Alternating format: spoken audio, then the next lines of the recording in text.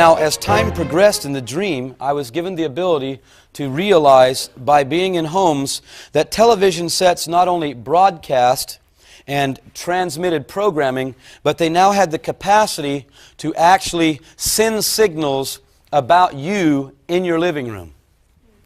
I was able to see that television sets were actually watching people in their homes, monitoring their movements, monitoring their conversations. That the television didn't even have to be on, it just needed to be plugged in. Guess what I found out? That televisions made after 1992 can in fact watch you. More than just bringing you your favorite shows, it may be watching and recording your every move. 9 on your side, Scott Wagoner tells us this smart TV has some people worried. Since the late 1940s, families have gathered around the television set to watch their favorite shows. But now, in 2015, it appears the television is watching back. It's Samsung's Smart TV. It collects this information through a camera aimed at the viewer and microphones that pick up your conversation. We should absolutely be concerned about this. UC journalism professor Jeff Blevins advises you to read the small print. Oftentimes, I think we're not aware of exactly what it is that we're giving away or what the consequence of that might be. Samsung says the technology is designed to respond to your preferences. It can find your favorite shows, connect you to services it thinks you would like, and allows you to change its function with a wave of your hand.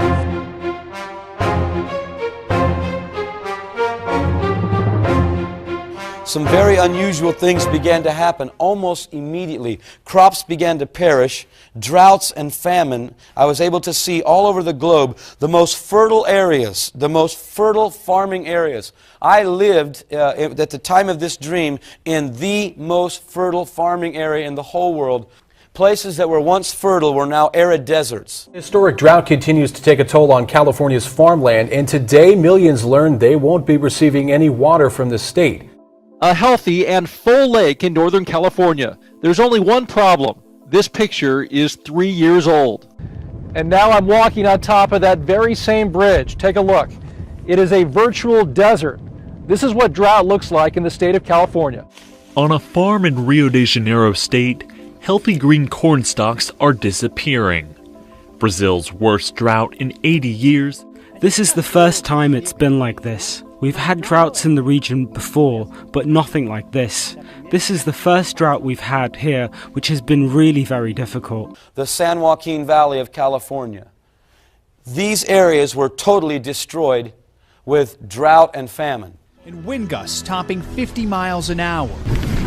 Across Northern California, with smoke and flames visible from Disneyland, at least 24 structures burned to the ground. And literally, this just went up in seconds. Many more were threatened. An unprecedented wildfire battle unfolding in Southern California. Underway for Bryce Canyon Park, an area of Burbank.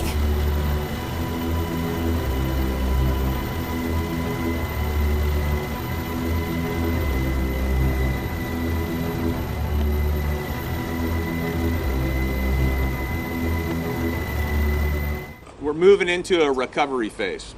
Identification is going to be hard. We have found bodies that were almost completely intact, and we have found bodies that were nothing more than ash and bones. Hundreds are still missing or unaccounted for. The massive scale of the disaster was expressed in a surreal image, a mail truck with nothing but rubble.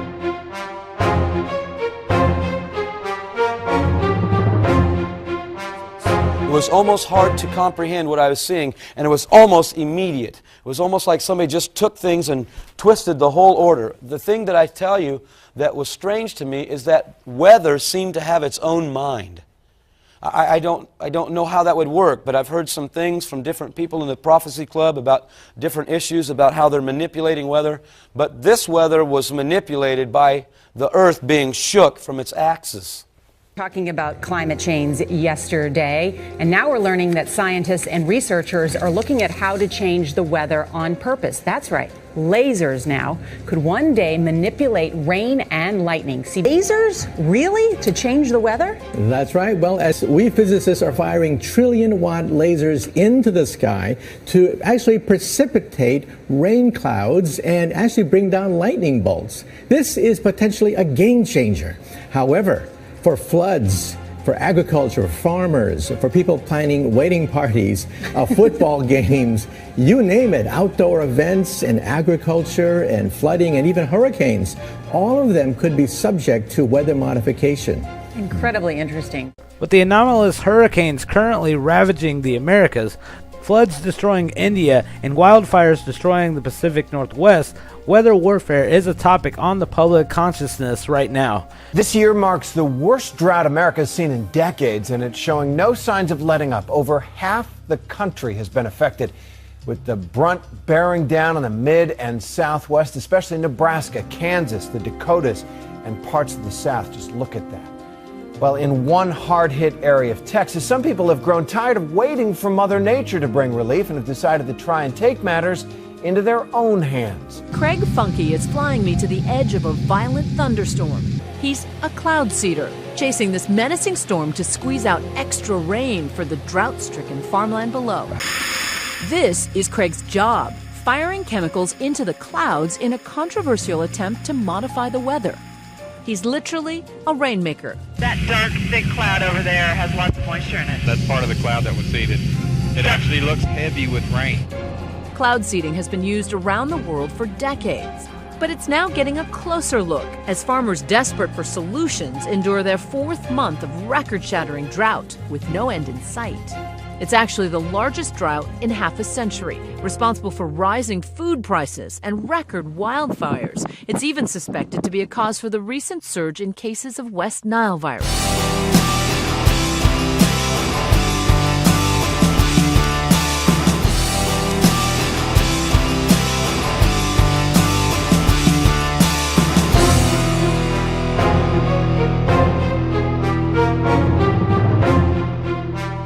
This was very unusual. This destruction was global. It reached the whole globe, folks.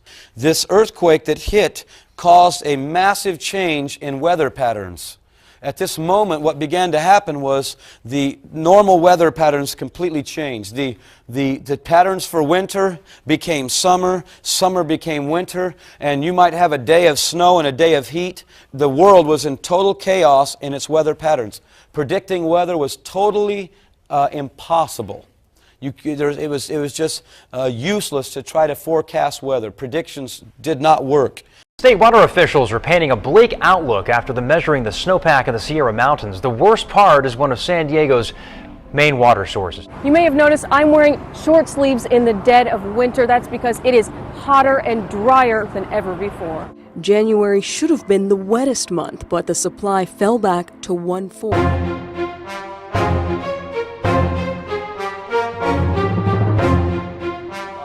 The earth being shook from its axis. You say, how do you know that? I was above it and I saw it shaking. I saw the whole earth rocking around like it was a drunk person trying to walk. It was very, very frightening to me. A supervolcano waking up in the USA. A supervolcano, which in case of eruption will blow all of North America and doom about half of the world to slow death, is starting to wake up. Can't we do anything about it? First, let's decide on what is a supervolcano. It's nothing like a regular volcano, a cone-shaped formation with a vent. It's more of a huge depression with the eruption area covering a few thousand square kilometers.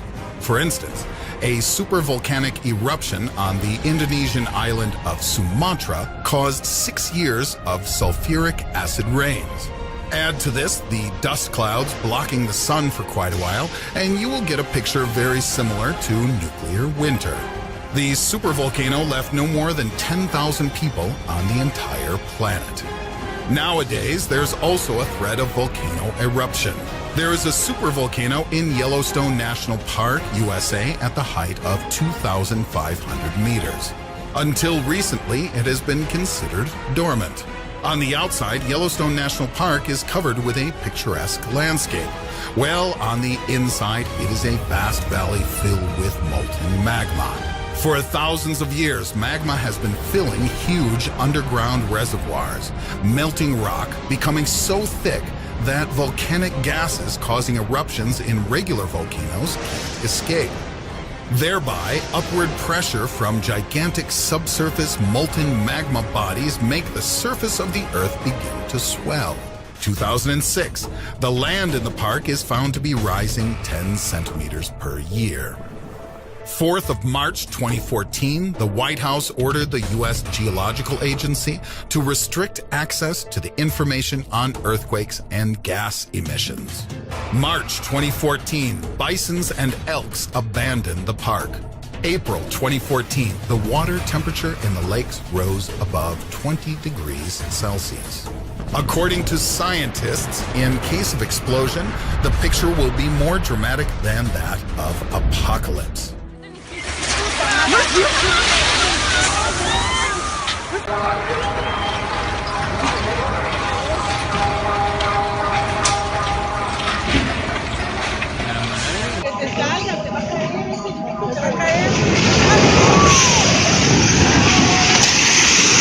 mío, Dios mío, Dios mío, Dios mío, Dios mío, Dios mío.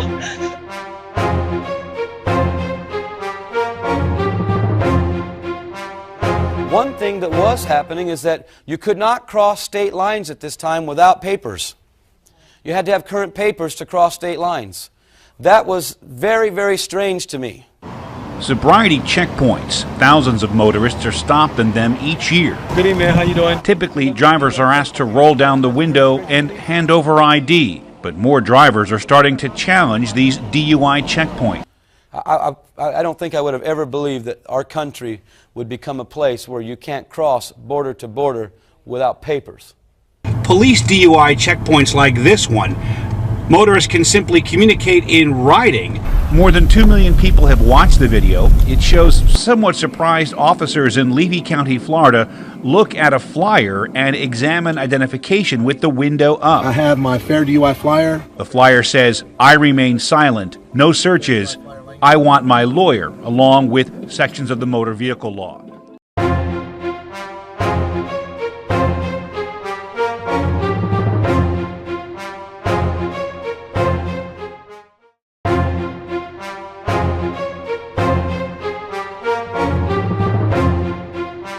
Right about at the time that this earthquake hit, very unusual things began to happen with law. I began to see local municipalities, and no longer were police departments the enforcers of the law of municipalities, but military police driving very unusual looking vehicles that I now know to be called Humvees. Covering St. Lucie County, police in Fort Pierce now have a new tool to fight criminals. They unveiled a U.S. surplus battle wagon. It's a 6-wheel, 30-ton armored vehicle worth $700,000. But get this, the agency only paid $2,000 for it. Officer Keith Holmes says it's a great addition. This vehicle that I saw was black. They were on just about every corner of every main thoroughfare. Now, this system of these police was actually quite peaceful. They weren't rude, they weren't mean to people, they weren't obnoxious. I didn't see any looters or anybody getting shot or anything like that. They seemed to be peaceful, kind of parked at every corner. All I know is these guys were everywhere. Another thing I was able to see is I was able to look inside of here, and on the inside of there was a what I know now to be a laptop type of computer sitting on the dash with a computer screen that seemed to look much like the airplane I rode in today, a Canada Air regional jet that had all new digital GPS that just completely draws the picture for them so they follow without gauges. You could look into this computer and it would give them all sorts of information. It was canvas here, and there was a man standing in the back. They were wearing very unusual outfits, by the way.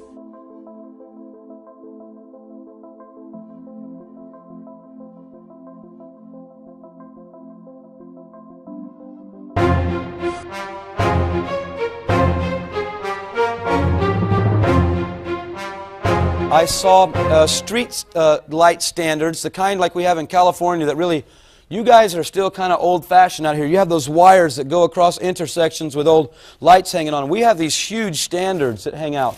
On the top of them, I began to see cameras, little white oval-looking, hot dog kind of looking cameras. A surveillance program operating all around the Bay Area.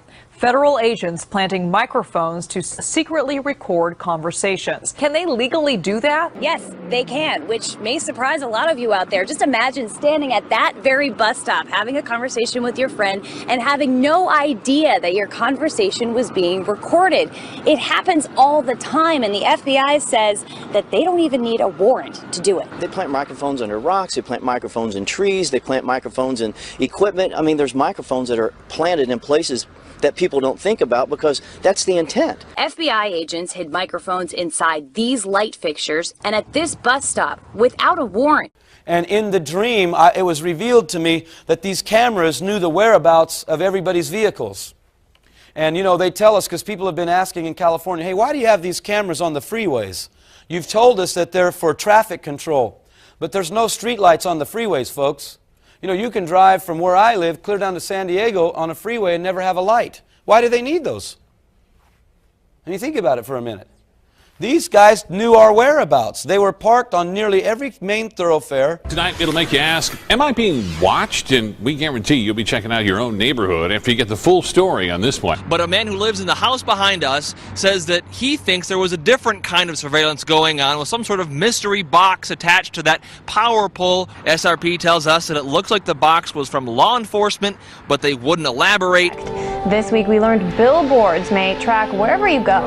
Just walking down the street may help advertisers now target you. Clear Channel Outdoor announced that it partnered with AT&T to track you on your cell phone. The company claims it's anonymous. Billboards will have technology that pings your cell phone location. Even driving by the billboard will trigger a device alerting the company where you go. The billboard tracking service launched in 11 cities and will be available across the country later this year. Privacy concerns extend beyond billboards. A major industry leader, Phase 6, sells this kind of software. But here you can see that each of your members will be identified.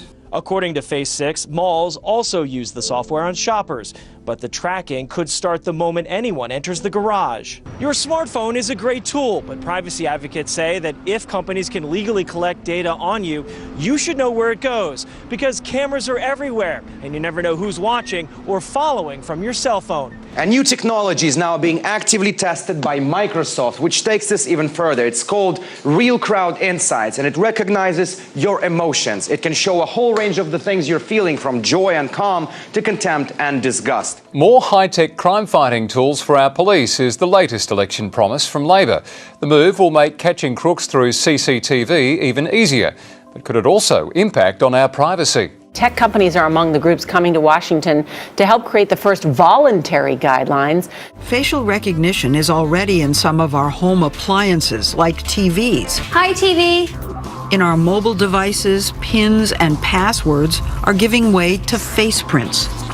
And the technology can single us out in real time as we go about our daily business, often without us ever knowing.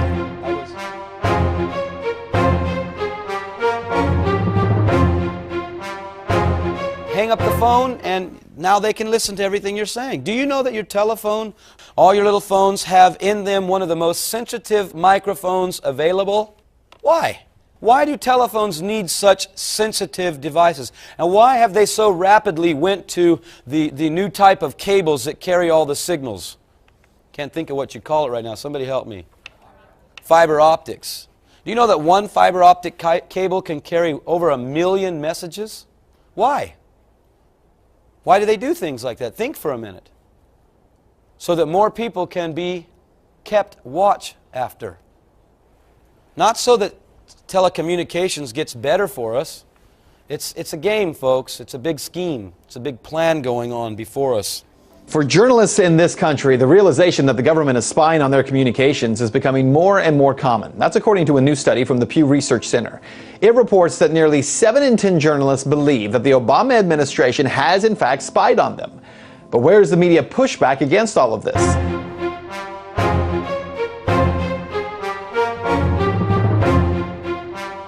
There was a very unusual event that happened. Television, telephone, radio, and this other unusual communication device I was able to see into many, many homes in the United States, these white boxes that were about this big that looked to be like televisions. And when I saw these, they were in nearly every single home in the U.S. and they would have words written across them, and occasionally it would almost look as though television was playing through them. In 1980 and 81, there was less than 0.5% of American homes that had a computer in it.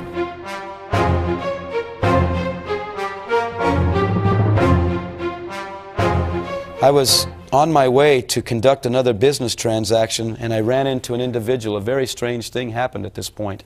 He was very, very excited and began to talk to me about something he had just experienced. This man said to me, Ken, I introduced myself to him. He was very excited. He said, "Have you got your identification mark?" And I said, "I don't know what you mean. What's an identification mark?" He says, "They've just enacted a new identification mark. And by the way, this started with a voluntary implementation first.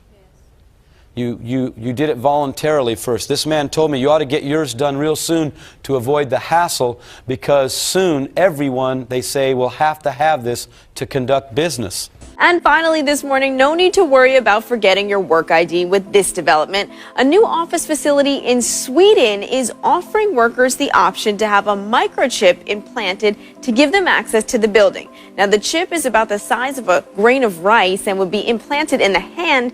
Cecilia Osterholm starts her day with this new technology. She swapped her keys for a chip in her hand that uses a radio signal to open doors.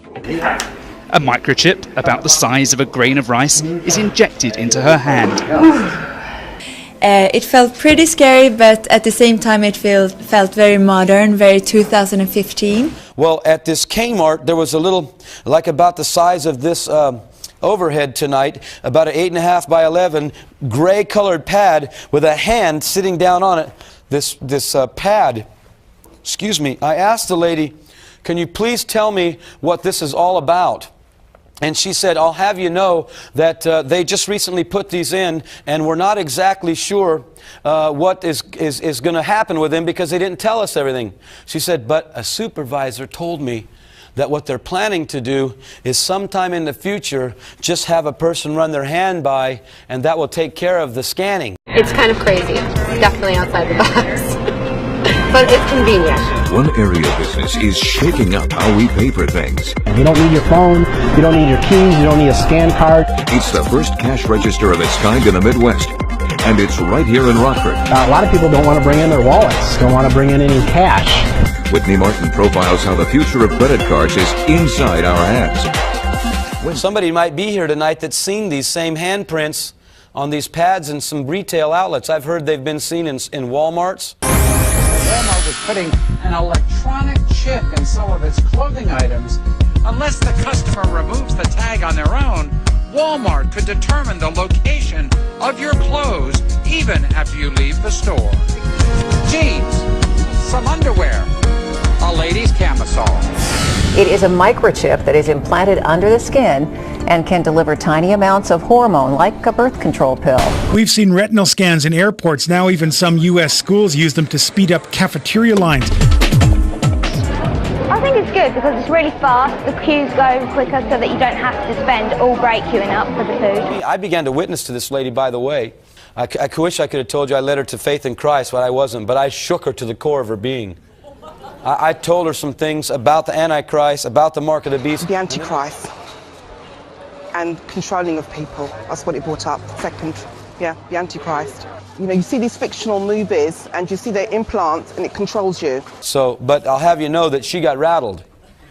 And about 2 weeks later, it was gone. And some people told me, yeah, we're seeing him come and go. It's kind of weird how it's happening.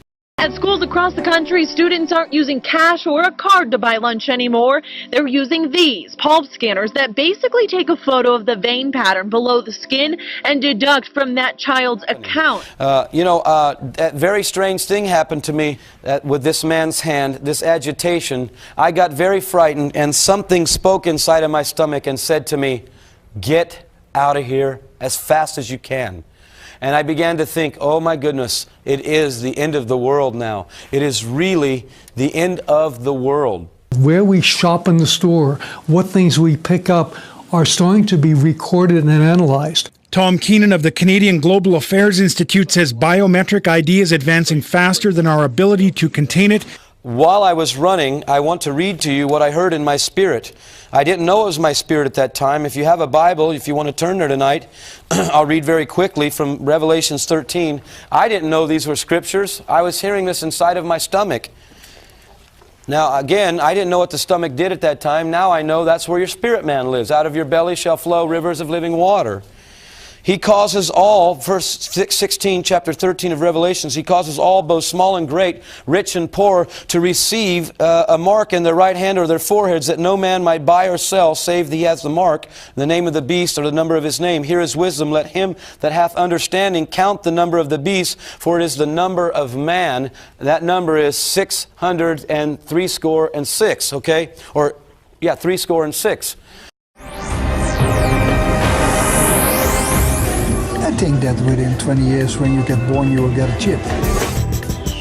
Parents are putting these chips in kids in Mexico where there's a higher risk of kidnappings. The scanners are put up at airports and bus stations, so if a chipped child is there, police know.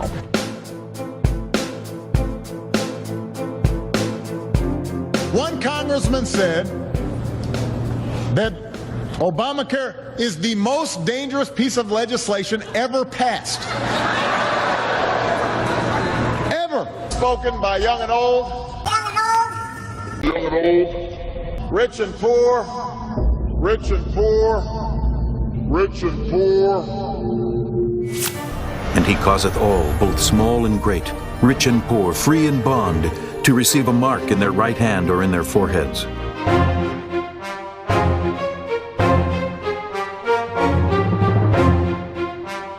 I saw this man that was a very, very big man. I was sharing earlier in the tour that he was tall like a professional basketball player, but he was very big like a professional football player.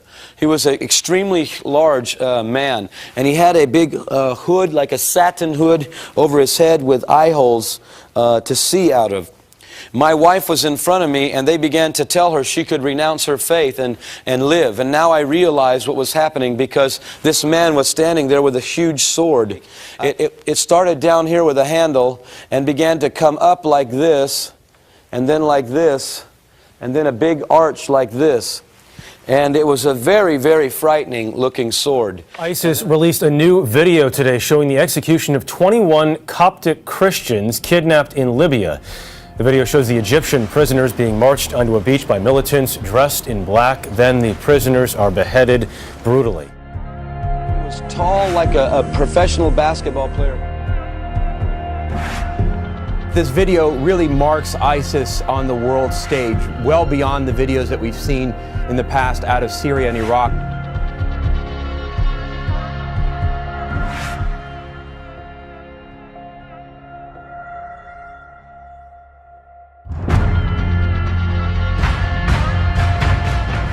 Cap that these guys were wearing and the sword that I saw this executioner holding. I just sat there and froze when I saw this sword. I didn't know how to take it.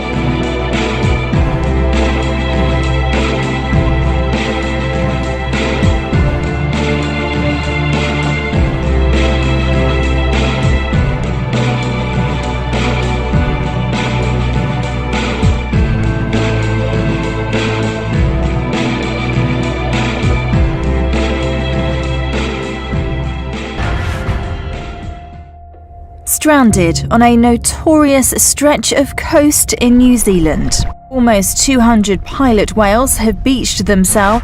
Around 25 of the animals have already died, and more are expected.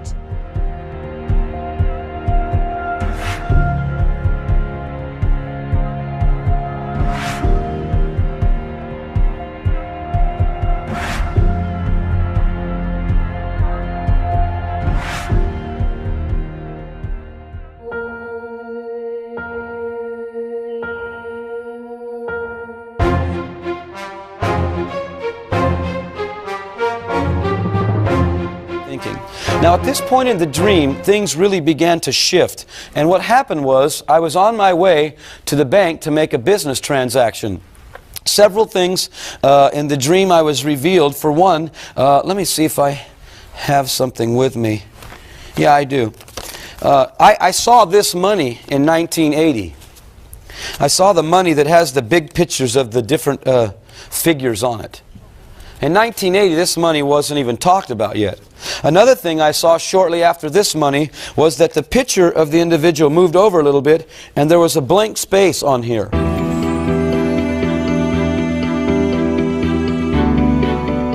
And there was a blank space on here.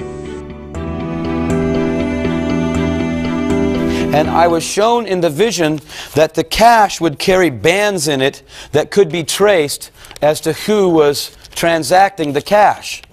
They've worked it out now, and it's a pretty high-tech piece of paper. Look at this part right down here. You see this little inkwell here in gold? There's a picture of a bell inside it in gold, which you really can't see very much, but this is color-shifting ink, so if you angle it somewhat, what you'll see is the bell pops out in green, so it changes, and so does this number right over here. That's one of the features. Ben Franklin's collar has very tiny writing on it here that says the United States of America along its edge. And right here, you see this ribbon that's woven through it? This is a 3D type of ribbon. It has the number 100 on it and more of these bells on it. When you move it, they change back and forth and they shift position. There's another ribbon embedded that glows with ultraviolet light. And let's look at the back of this for a minute, because this is pretty important too. On the back of it, you may notice that they have, I'll flip it over again. On the back of it, you notice a great big 100 down here, so people who are visually impaired can see it better. And down here, there's this blank space that's actually containing a watermark of Benjamin Franklin. You can see if you hold it up to the light. You can't see it right now, but I'm told it looks a lot like this, sort of little glasses and a nose and a mouth. I'm not sure, but I think it looks sort of like that, Aaron. So that's the new bill. A lot of security features. That one's one of the more low-tech ones. It's kind of amazing just the technology that goes into a bill when you think about it. Oh, but my God. I mean, how many of these are in circulation? Well, you know, more than you might think. About 8.6 billion of them. They are, now this is something that may blow your mind a little bit here. You know the most popular bill in the country, the one that we use all the time, is the 1. The 100 is the most common one after the 1. And that's because this is loved all around the planet. In many, many places, $100 bills are used as sort of a de facto currency, even though here you don't see them on the street so much. A lot of businesses won't even take them. But they're enormously popular overseas as this common currency. So it's believed that somewhere between 1/2 and 2/3 of all of the hundreds that we have are held in other countries. So how much is that, Aaron? That is about $430 billion worth, or enough that if you had all the hundreds from around the world, you could buy Apple. You see, it's not just enough to know where your checking account goes and your electronic, say, Visa transactions. They want to know where you're spending cash, too, because it's the ultimate control issue. And I saw this. And you ask yourself a question if you think I'm incorrect tonight. Have you been able to go just to any local printer and say, for instance, Kinko's, I'd like you to print 500 of my checks up? Can't do it, folks. Your checks are banded with pertinent information so that your checks can be traced. All you have to do is put your checks under an ultraviolet light and you'll find this to be true. Checks are already being traced. They're already being tracked. I saw money that was being tracked. Yesterday, somebody sent us some information that the rainbow money is going to be in full effect by 2003. Right now, within the next month, they're going to release the 10s, 5s, and 1s for the new money. And I'm telling you, we're right on track. We're on a fast track, actually, with these events happening.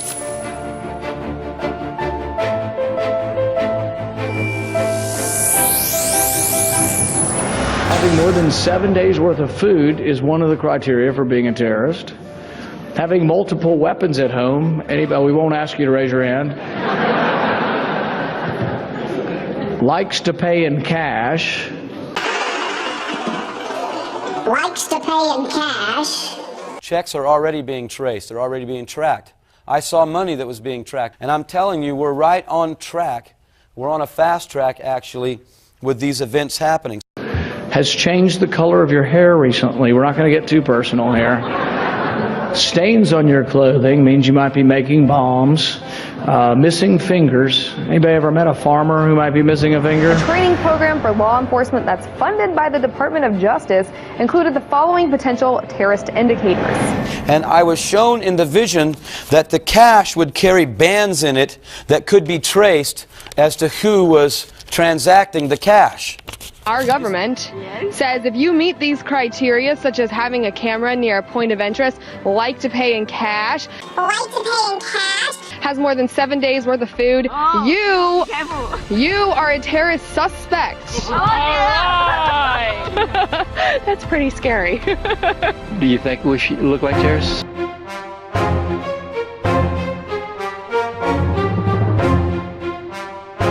So my freedoms and my patriotism were instantly being eroded from my understanding. Because our rights contained in the Bill of Rights do not come from the Constitution. They come from God. It's clearly stated in the Declaration of Independence. Our laws do not come from God, Your Honor, and you know that. The law of this country calls it the organic law of our country, means where our rights come from. And if they come from there, men can't take them away. Our rights do not come from God. Listen to this one. This is going to have a whole bunch of you rolling your eyes this morning. There was a student at a Florida high school who was in trouble for simply saying, "God bless America," during the school's morning announcements.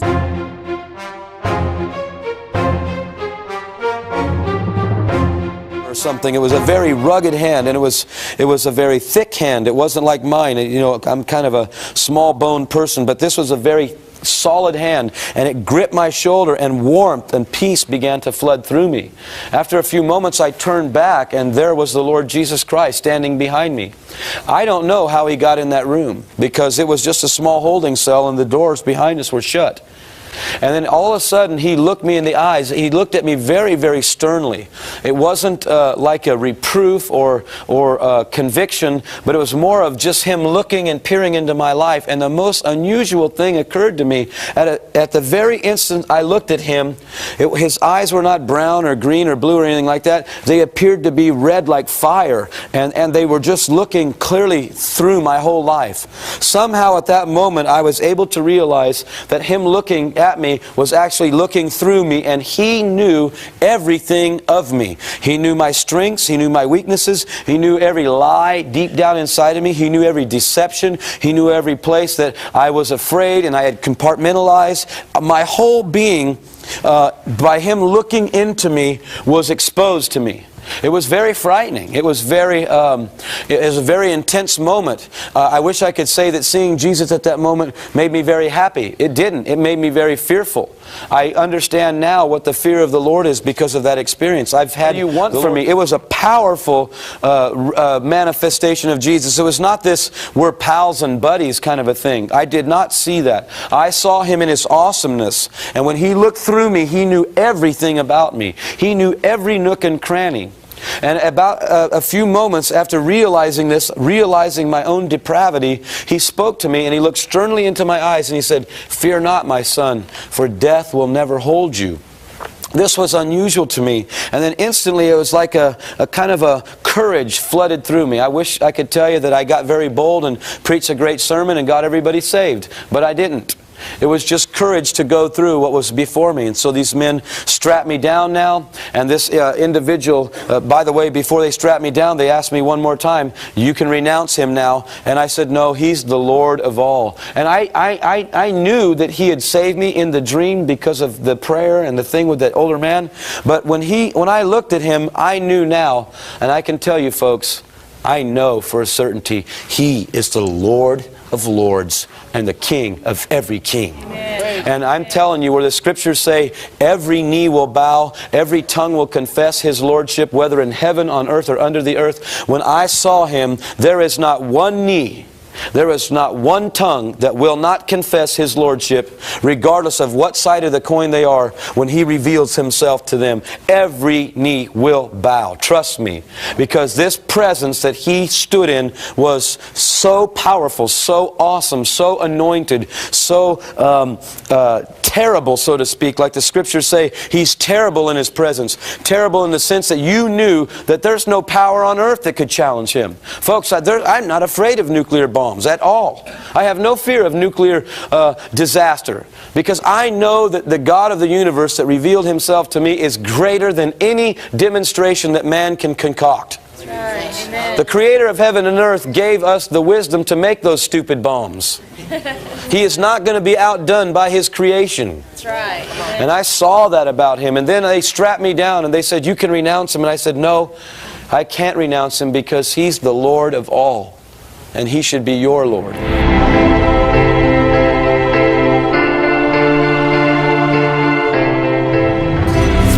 And then shall they see the Son of Man coming in a cloud with power and great glory. And when these things begin to come to pass, then look up and lift up your heads, for your redemption draweth nigh.